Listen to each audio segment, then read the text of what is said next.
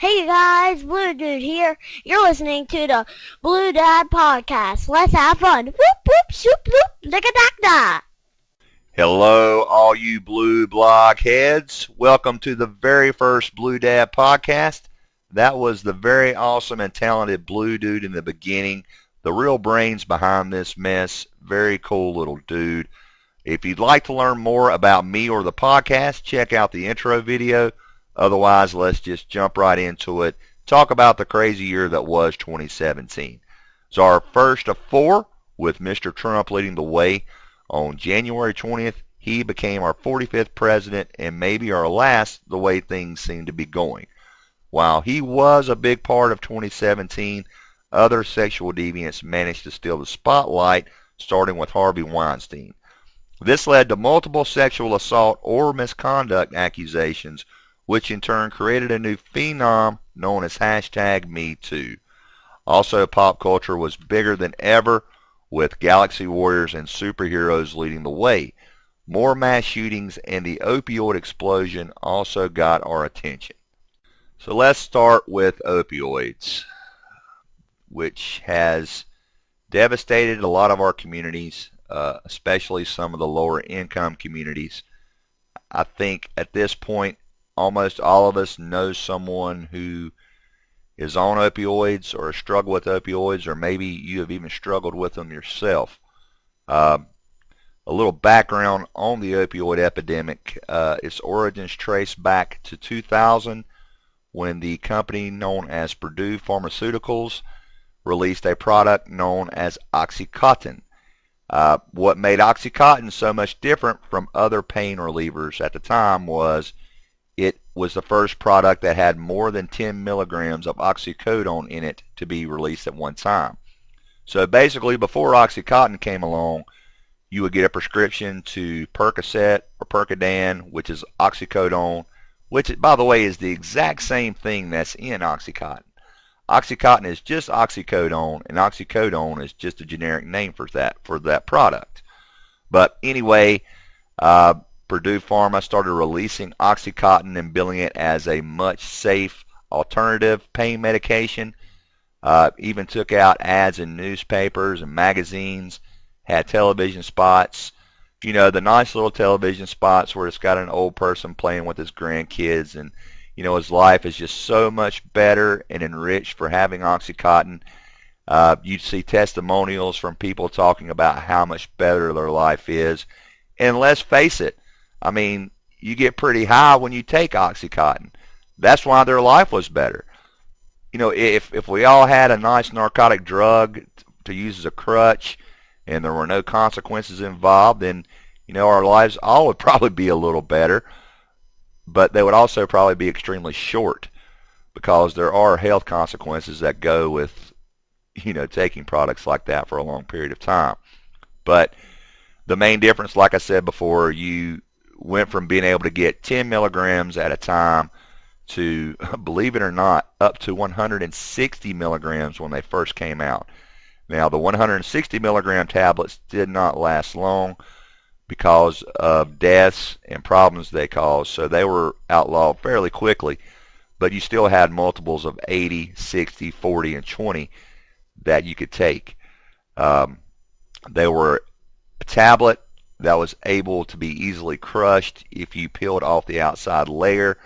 Outside layer being the time release that supposedly protected the product from being so addictive, when all you needed was a wet paper towel or something like that to just wipe that coating off.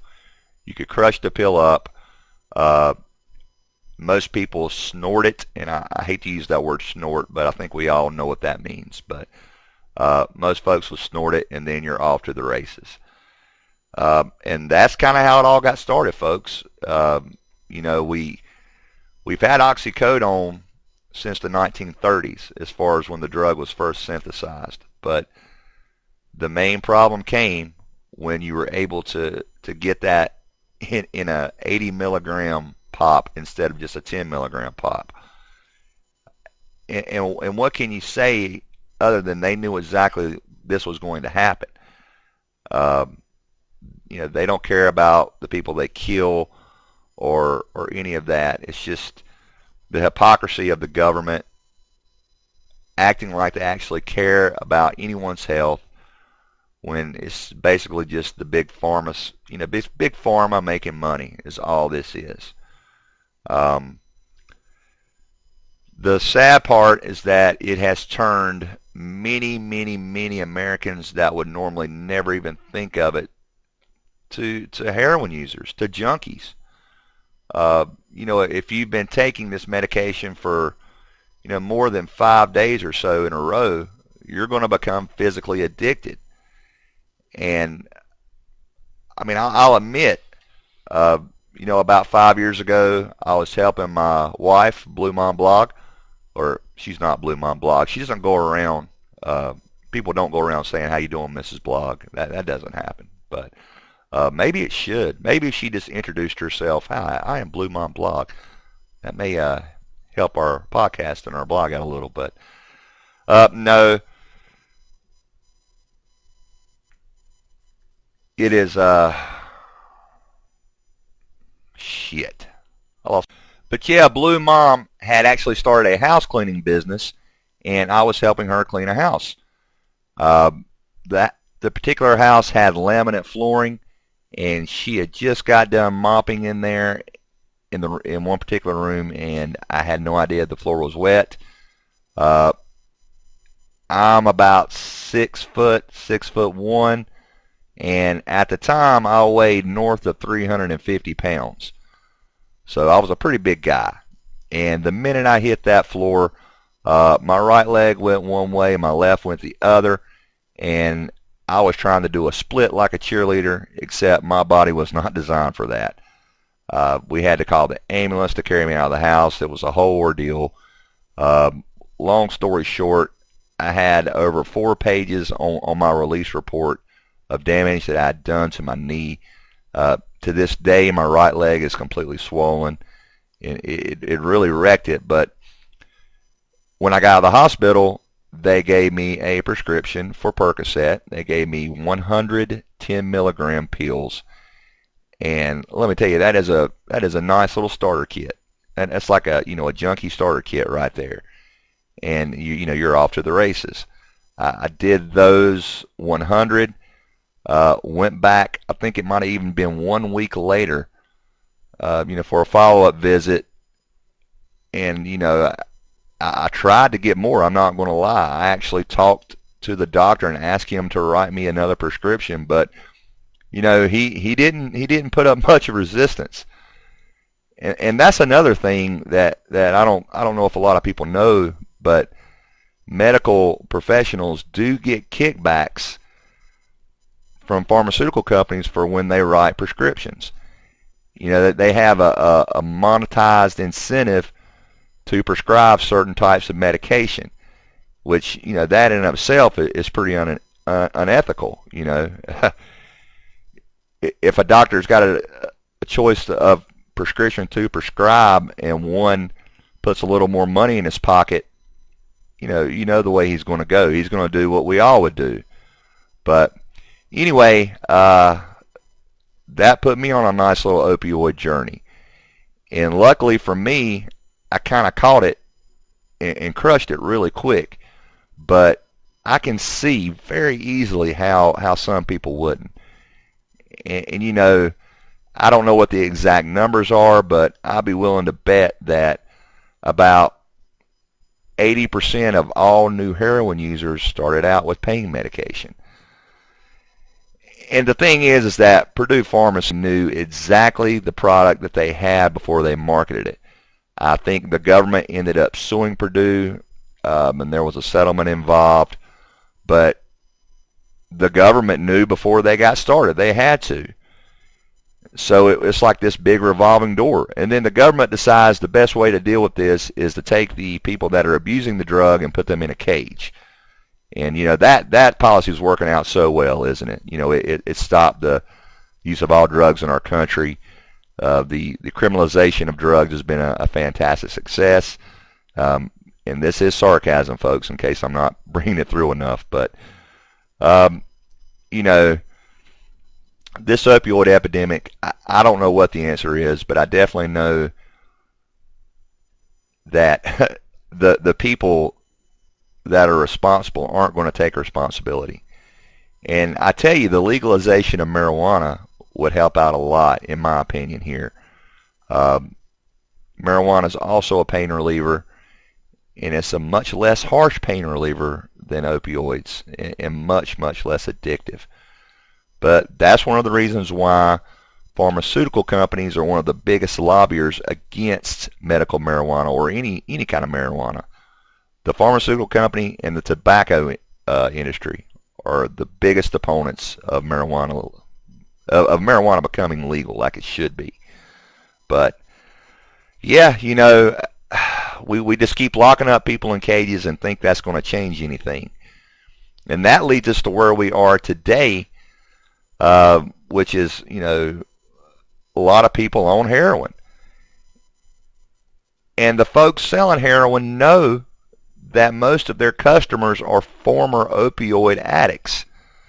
So that has led to this new type of product on the streets that is being called gray death, which I don't know if folks know too much about it, but just from doing a little research for this podcast, if you look at heroin in its raw form, it's got a brownish color. And if you look at some of the stuff that the police have been finding, it has a grayish color. And that grayish color is from a drug known as fentanyl, which is 100 times more powerful than heroin. It wouldn't take that much to kill you. To give a little perspective on it, oxycodone is measured in milligrams and fentanyl is measured in micrograms. So, it's like a whole different drug, much more powerful, much deadlier. And I've even heard reports that a drug called carfentanil, which is not intended for human use whatsoever, is now being found in the mix. And, this is what's killing people.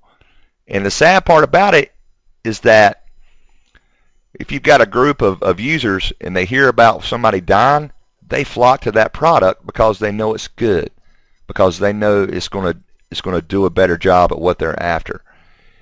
And, there are folks out there that say, oh, it's just a matter of willpower. Those losers could just quit. Well, that's very true. But I would just say to them, I want you to go get a prescription of Oxycontin or, oxycodone, oxymorphone, whatever opiate you want. Take it for 1 week. Take it for 7 days, and then stop cold turkey. Stop taking them, and let me know what happens to your body and how you feel. Okay.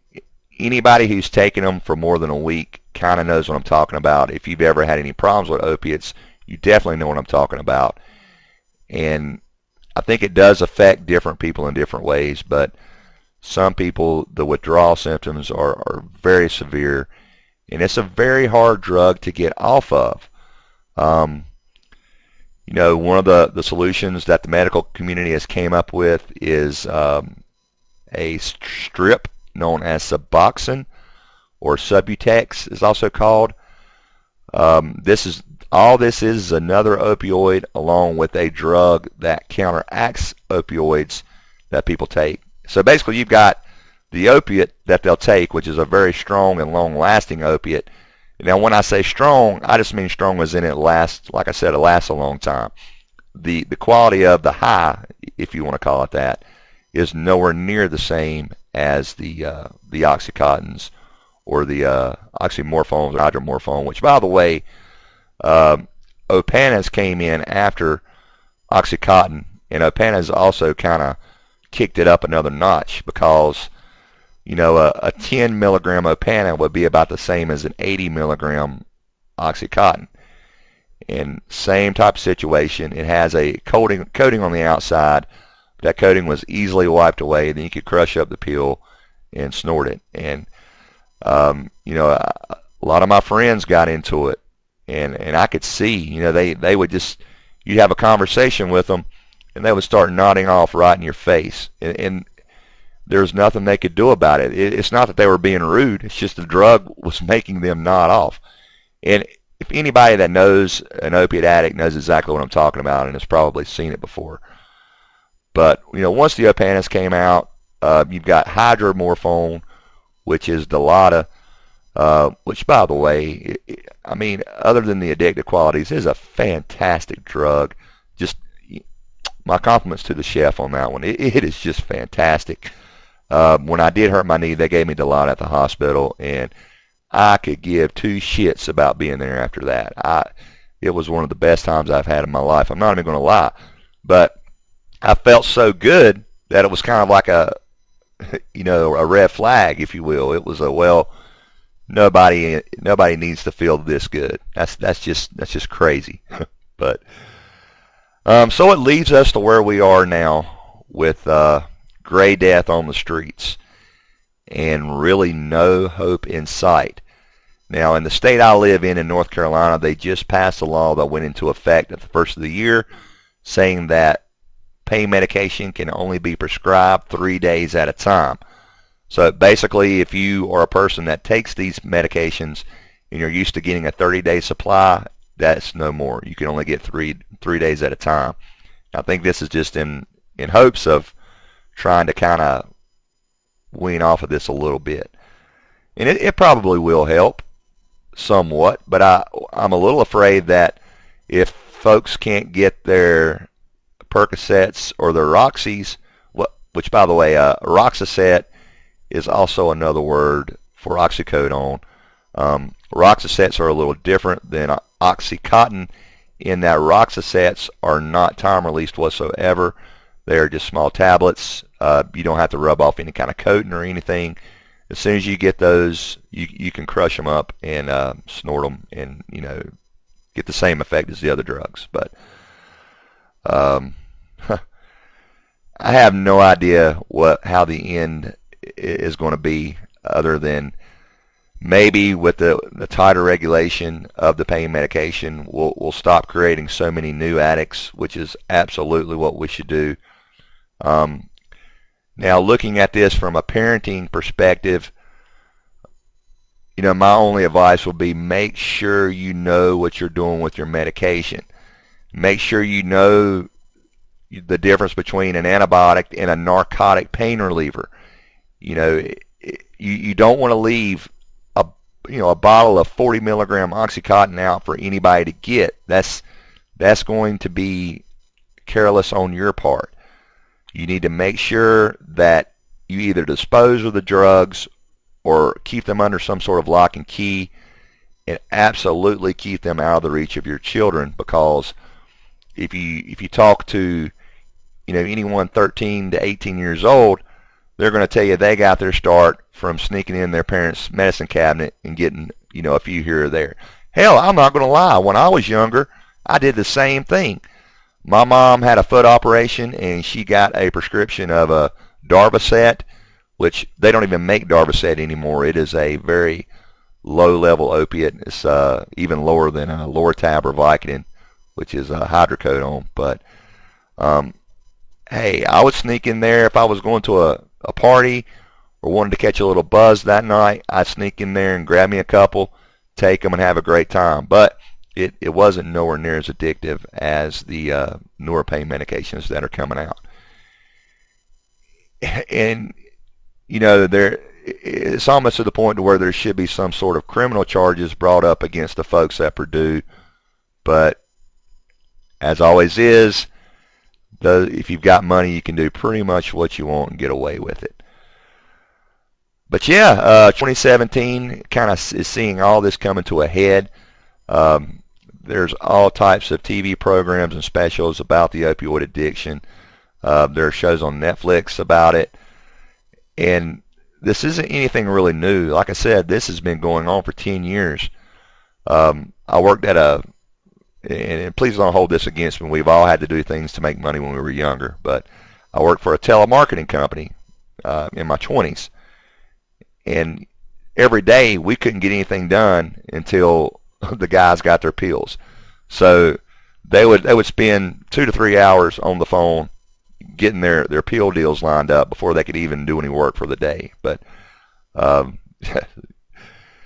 it is a wild ride. It is a big mess. And I don't know what the solution is. I do think the tighter regulation on the pain medication is going to help somewhat, or at least I hope it does.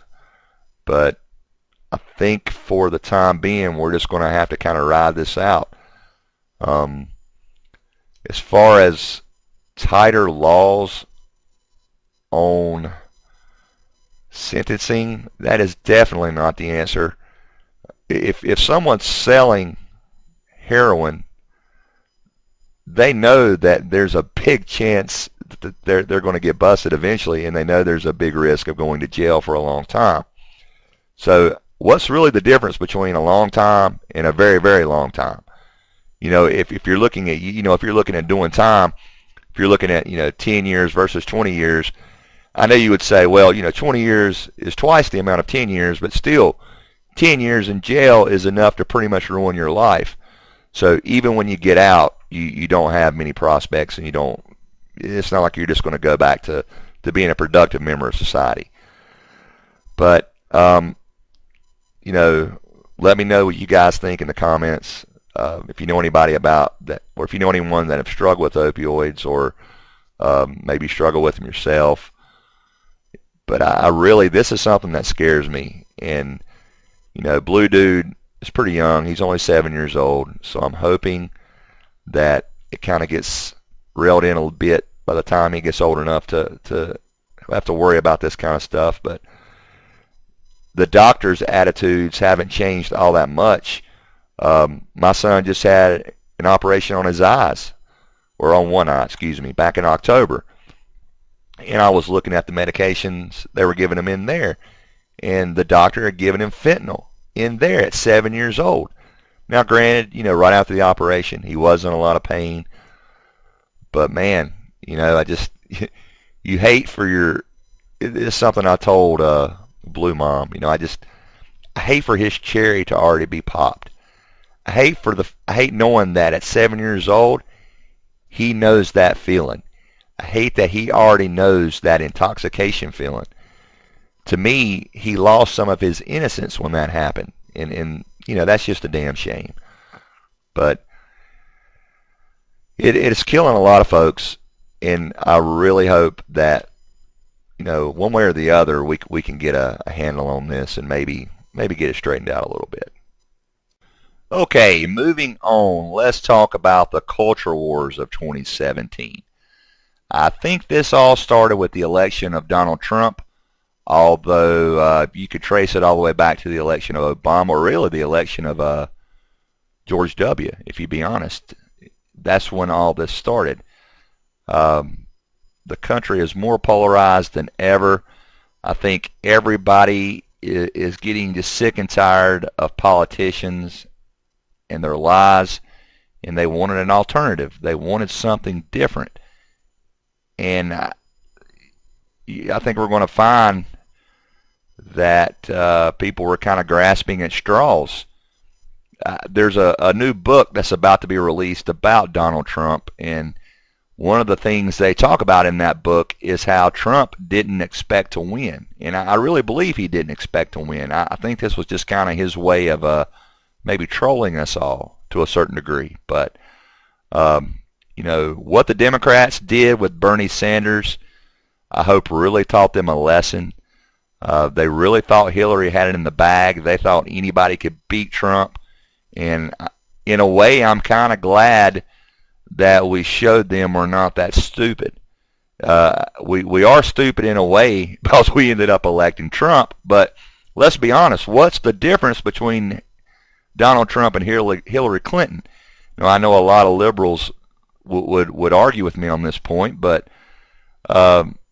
Hillary Clinton is extremely corrupt and is extremely two-faced and hypocritical. And how can you really believe anything this woman says? Versus somebody like Donald Trump, who lies so much that you kind of know everything he's saying is a lie. And you pretty much know his politics. You know he's going to go along with the GOP agenda, whatever that is, whether it be tax cuts to the rich, the elimination of social programs, the strengthening of the military, things like that. You know that Trump 9 times out of 10, it's just going to fall in line and do whatever his party tells them to do. I think things will be a lot different right now if Bernie Sanders would have made it to the presidency, but it's all pure speculation. We're never going to know. And it kind of leads us to where we are now, which is the culture war, the two main players being Antifa and the alt-right. Now, in case some of you don't know, Antifa would be considered social justice warriors, mostly college-aged people that are big into identity politics. They want to put you in a group, and then they want to tell you how you've been oppressed. And with me being a white male, I am the #1 oppressor in the world. I have done more damage to people than anybody in the history of time. And I want to say I'm so sorry to all you out there. If you're a transgender person that's living in Wyoming, I know that I've hurt you. And I'll make it up to you, I promise. And in case you guys don't know, that is a little bit of sarcasm. But it's crazy. That they just want to tell you what a victim you are. And it's all over words. And we all know that words cannot hurt you unless you let them. People have the right to say what's on their minds. Now, you may not like it. You don't have to be around those particular people. You don't have to support those people. If I ever say anything that upsets you, I hope you won't stop listening. But if you do, I certainly understand, because that's your right. But they want to change the landscape. They want to change the rules, so they won't be so offended. A lot of people believe that it is just Marxism in disguise. I'm not really going to get into all that, but you may want to look into it to see if the arguments hold water.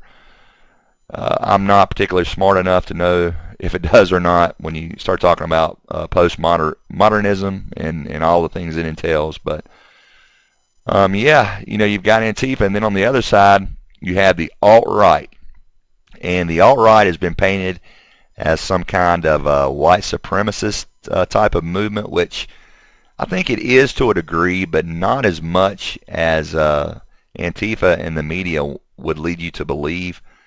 I think it's more of a kind of a cry for help, more of just getting sick of politics and having basic conservative values, but maybe not necessarily the Christian values that go along with it.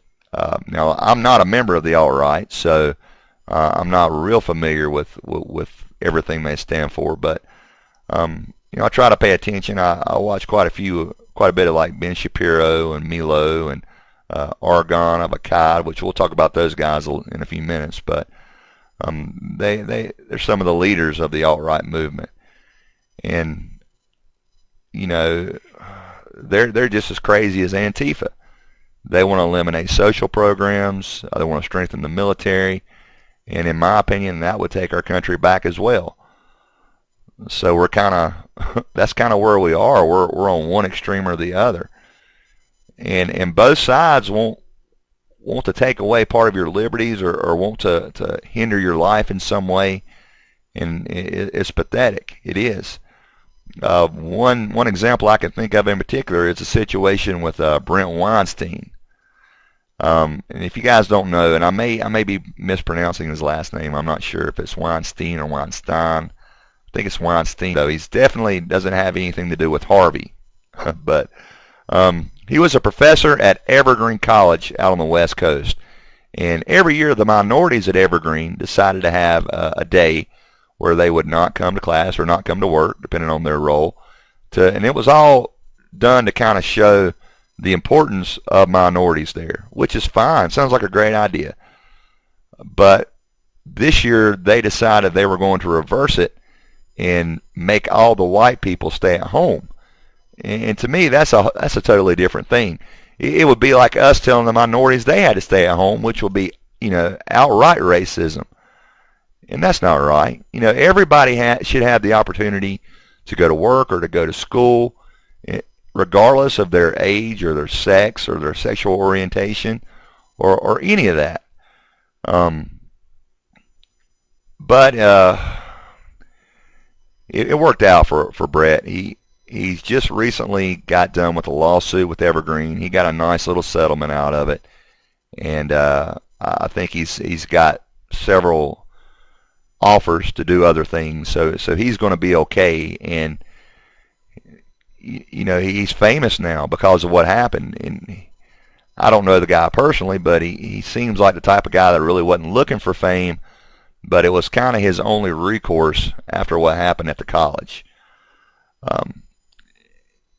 And the Antifa people are really scaring me with the free speech thing. You've got Ben Shapiro, all his troubles he had out at UC Berkeley, and he just wanted to talk. He had people that wanted him to talk. He sold out his show, but Berkeley wouldn't let him talk because of security issues, which is something they totally came up with just to try to prevent him from talking. And Shapiro had to spend, I think, something like $50,000 out of his own pocket just to pay for the security so he could do his speech. And the security, by the way, is part of what the school did to keep him from speaking, in terms of, well, you have to have this set up, you have to have that set up, because of their fear of riots and whatnot. But excuse me. And then you've got guys like Milo. And if you don't know who Milo is, just go to YouTube and type in Milo. His last name, I know I'm going to butcher it, but it's Yiannopoulos, maybe. But he's a nut job, if you ask me. And you've got another guy, Sargon of Akkad, who is more of a what they call a classical liberal, which is, kind of what I would consider myself. Someone who believes in equality of opportunity versus equality of outcome. And there's a big difference between the two. Equality of opportunity means that you think everybody should have a chance regardless of any, outside factors, especially if those factors are, race, gender, sexual orientation, anything like that. Whereas equality of outcome means that everyone should get the same results regardless of the work they put in, which is terrible, which, goes against, what we're trying to do here in America, if you ask me. But, right now we are just extremely polarized as a country, and I don't know.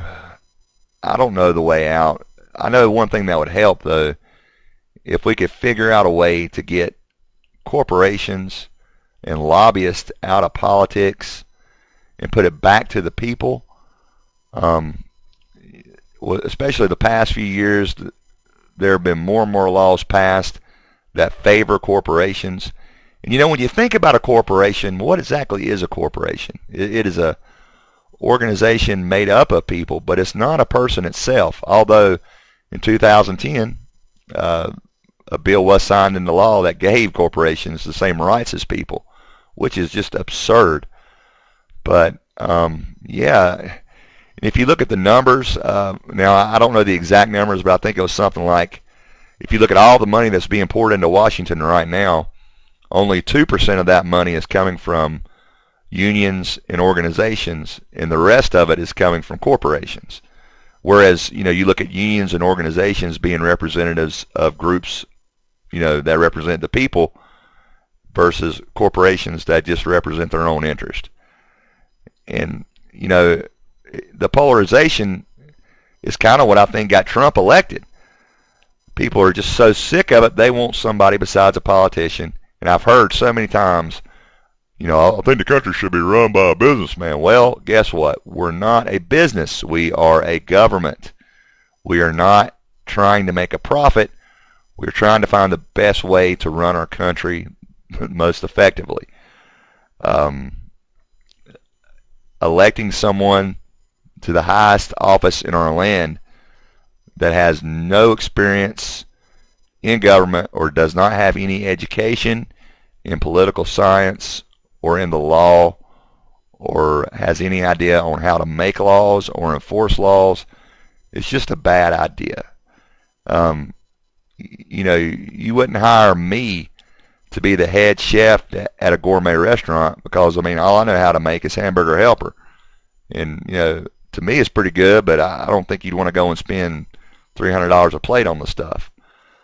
But it's just that I think Trump getting elected is just more of a cry out of frustration than an actual endorsement on his abilities to govern. And I think the GOP is fine with it, because they know Trump's just going to go along with their agenda. And all the trouble we're having right now with North Korea, I really believe that is just a distraction to kind of keep our attention diverted from what's really going on, which is all the new tax cuts and the tax plans and just a general agenda of the GOP. And every year we see the middle class getting smaller and smaller and smaller, and it's kind of sad, But what can we do? I'm not really sure how we can get our country back. The politics right now are so messed up that until we get the corporations out, we don't stand much of a chance. In 20 years, there's going to be like 3 corporations that run everything, and they're going to be our governors, if you know what I mean. And that's going to be a scary future. But who knows? We're surprised all the time. Maybe something will happen that'll kind of take us away from that. But as things stand now, it's going to be an interesting time to live through. And since this is a list of things happening in 2017, I have to mention the 317 separate instances of mass shootings that happened in America this year. It is a damn shame. I'm not a big fan of gun control, like I said, but do believe there should be some sort of screening process to make sure that guns do not end up in the hands of mentally deranged people. And another thing I'll mention, lots of conspiracy theories coming out of these mass shootings, but I'm not going to insult the victims or their families by bringing those up. If you want to check them out, YouTube's got all kinds of videos on it. But I did just want to touch base on it briefly. I hope we can get our shit together as a society. It would be really nice. And 2017 saw the rise of the hashtag #MeToo movement, or basically of women finally coming out and saying we're tired of all the sexual harassment and misconduct, and we're going to do something about it. And great job, ladies. I'm right there with you. I don't think that any man should be able to use their power as a way to coerce you into doing something you don't want to do. I think that as a society we need to be really, really careful about throwing innocent men under the bus. But I'm hesitant to bring this up because I am not a woman, and I've never had to experience anything like that. And it was explained to me one time. Basically, imagine you have about $10,000 in cash in a book bag that you're constantly wearing, and that's kind of what it's like to be a woman. It's like you always feel threatened in some way, and I can't imagine how scary that must be. So, I can understand where there may be some confusion from time to time, but I also think we need to be really careful and use a little common sense at the same time. The incident in Oxendine College, where a young man and young lady had a night together. They ended up having sex. Both of them had been drinking. There were accounts of both of them sending texts to each other, and in the text they were kind of explicit as far as discussing what they were going to do once they got together. He was kind of like, well, do you want to? And she's like, yeah, as long as you want to. And basically consent had been reached. And once they got together, nothing changed. Consent was still there. Um, they had sex, and then later on, the girl ended up regretting her decision and went to the school claiming that this young man had raped her. And the guy got thrown out of college. That's awful. What kind of message is that sending? You know, we claim that we're sexually liberated, yet we let people use things like that, as a weapon. But I hate to harp on that too much, because for every instance like that, you've got 10 instances of legitimate sexual harassment or assault that absolutely need to be addressed. I would ask everyone to read Blue Mom's article about this. I thought it was very insightful and very telling. Kind of gives you a woman's point of view. But I do know the one thing she mentioned was, and she said that most women felt this way, is that it really pissed her off when a woman falsely accused another man, because it kind of takes away the credibility of all the real accusations. There again, I don't want to comment on it too much because I don't feel like it's my place, but this is a podcast about 2017, so I have to kind of mention it. All right, now that we've got all the gloom and doom out of the way, let's talk about some of the funner things of 2017, especially some of the pop culture. Big year for movies, big year for TV shows. Talk real quick about some of the ones I liked. I am a huge Star Wars fan, so was very excited to see The Last Jedi, and I know it's been kind of a mixed bag as far as what people thought of the movie. And I was kind of in the middle. I know that's not a very popular opinion. I know most folks either love it or hate it, but I thought it was okay. I thought at times it was a little hokey, but other times it was really good. Had a lot of good humor, some really good action, but I really hated the way they handled Luke Skywalker, and it's almost unforgivable, but it is what it is. Don't want to get into it too much because of the whole spoilers, but yeah, there's that. Then, of course, you had Guardians of the Galaxy Volume 2, Wonder Woman, both of those big superhero movies. The movie Baby Driver, Dunkirk, both of those are probably going to be in the Oscar considerations. Big year for movies, big year. As far as television shows I liked, Halt and Catch Fire. I don't know, it's not a very, very popular show, but it was an AMC series that was very good, and if you want to check it out, the entire series is on Netflix. Really liked it, liked the characters, liked the acting, liked the story all the way up until the last 3 episodes of the series. It really kind of fizzled out towards the end, but can't hold that against it too much overall. I'd say the series, probably about a 7 out of 10. Another series I really liked was called The Deuce from HBO, starred James Franco. Franco actually plays 2 different characters in this show because he has a twin brother. It's about the Times Square scene of the 1970s, with the prostitutes and the sex industry in general of New York City. Pretty interesting. And of course, Game of Thrones.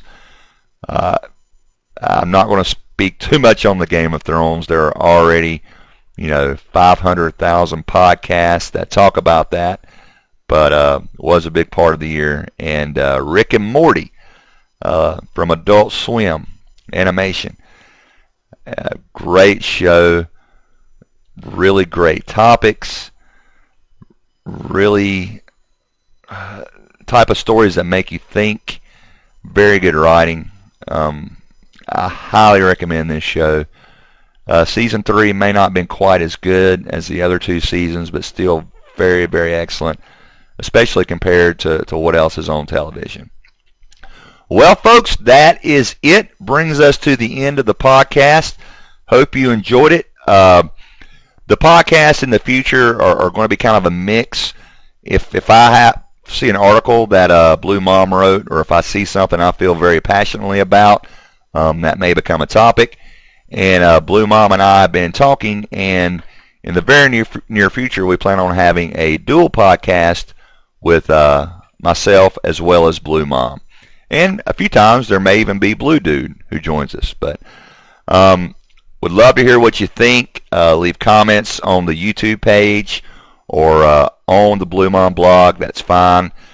Anything at all. I've got really thick skin, so let me have it if you need to, or if you heard anything you liked, that's fine too. Hope you all had a great 2017. Know that 2018 is going to be even better, and hope you guys take care and be safe.